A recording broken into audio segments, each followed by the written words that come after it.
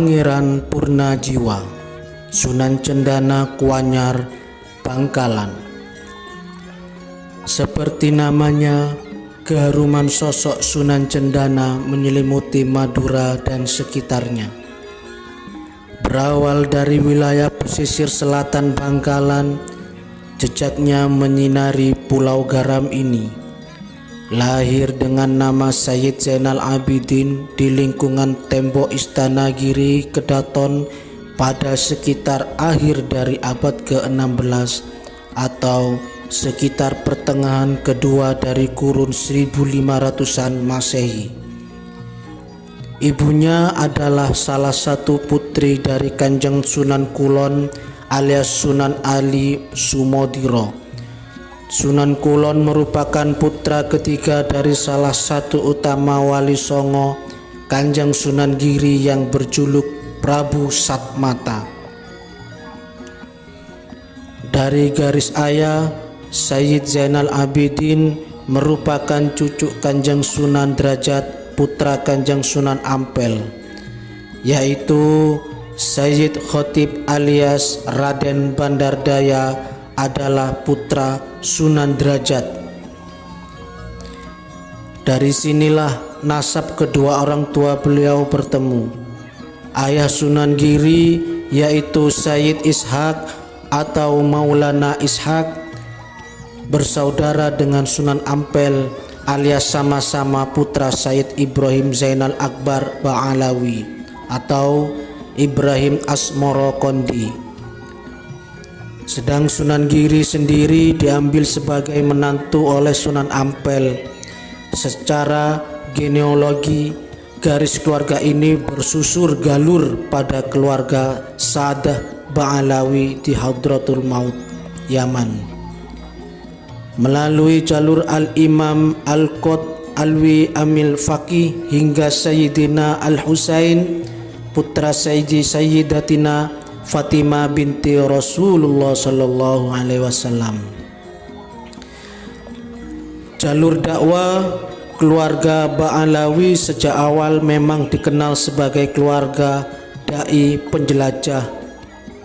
Jalur dakwah keluarga ini begitu mendunia sehingga kebanyakan dari tokoh-tokoh utama keluarga ini selalu besar dan berakhir di luar kampung kelahirannya. Seperti Sayyid Ibrahim Asmoro, ayah Sunan Ampel yang hijrah ke Campa dan menikah di sana. Putra-putranya termasuk Sunan Ampel sendiri hijrah ke tanah Jawa yang mukim di Ampel. Begitu seterusnya hingga Sayyid Zainal Abidin yang keluar dari tembok Istana Giri Kedaton dan bermukim di salah satu wilayah pesisir di Madura Barat. Kiprah dakwah Sayyid Zainal Abidin kemungkinan diawali dari tingkat elit atau keluarga bangsawan. Hal itu bisa dilihat dari catatan kehidupan beliau yang sering dimintai nasihat buat pikiran maupun tenaganya oleh kerajaan Mataram Islam di Jawa. Tentu saja itu sebelum terjadi perselisihan antara Keraton Mataram dan Keraton Giri, yang mana Mataram menganggap Giri sebagai saingan besar yang kemudian berujung pada tragedi besar membumi hanguskan Giri Kedaton. Dalam sejarah kuno, Sayyid Zainal Abidin pernah diangkat sebagai penasehat atau Senopati Mataram dan diminta bantuannya oleh Sunan Amangkurat Mataram untuk mengatasi pemberontakan Blambangan. Saat itu Sayyid Zainal Abidin membawa saudara sepupunya yang bernama Kiai Wongso dan berhasil mengatasi dengan mudah pemberontakan tersebut. Atas keberhasilannya, Raja Mataram menganugerahkan gelar Pangeran Purnojiwo atau Purnajaya pada Sayyid Zainal Abidin, dan Kiai Wongso digelari Pangeran Macan Wulung. Macan Wulung ini merupakan salah satu adipati Sumenep yang terkenal yang bernama lain Tumenggung Yudonegoro. Setelah itu Pangeran Purnojiwo mengundurkan diri sebagai penasehat keraton dan hijrah ke Pasuruan. Di sana beliau dikeramatkan, namun sifat dasar para arif billah memang kebanyakan tidak suka dikeramatkan. Lalu beliau pun hijrah mencari tempat lain. Sasarannya kali ini adalah Madura. Apalagi di Madura memang banyak sanak familinya.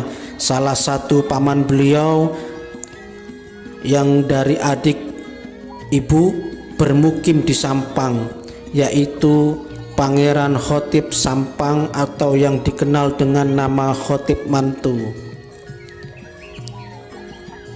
Konon dari riwayat dan sumber manuskrip kuno, Pangeran Purnojiwo menyeberangi Selat Madura dengan perantara ikan mondung atau hiu. Beliau kemudian mendarat di pesisir selatan Madura atau tepatnya di daerah Kuanyar Bangkalan. Di sana ada sisa peninggalan beliau berupa sumur di tepi pantai yang mengeluarkan sumber dari bekas tancapan tongkat beliau. Beliau juga dikisahkan bertapa di dalam pohon cendana, sehingga kemudian dikenal dengan sebutan Sunan Cendana atau Kiai Cendana. Setelah karomah beliau itu diketahui masyarakat, beliau kemudian menuju Sampang dan bermukim di daerah pamannya Khotib Mantu. Namun kemudian beliau disusul oleh Panembahan Cokroningrat dan diminta untuk kembali ke Bangkalan untuk dijadikan mustika atau jimatnya Bangkalan. Sebuah peristiwa yang terukir dalam sejarah, dan keluarlah untaian doa mulia beliau yang masyhur hingga kini, bunyinya Allahumma zid alaina wa alaihim wa ma'ana auladina wa auladihim nikmatad dunya wa nikmatal akhirah ghafarallahu lana wa lahum bi rahmatika ya arhamar rahimin. Dan penerusnya, begitu keramatnya Sunan Cendana sehingga hampir kebanyakan tokoh ulama besar Madura dan sebagian besar di Jawa Timur menuliskan nasabnya beliau.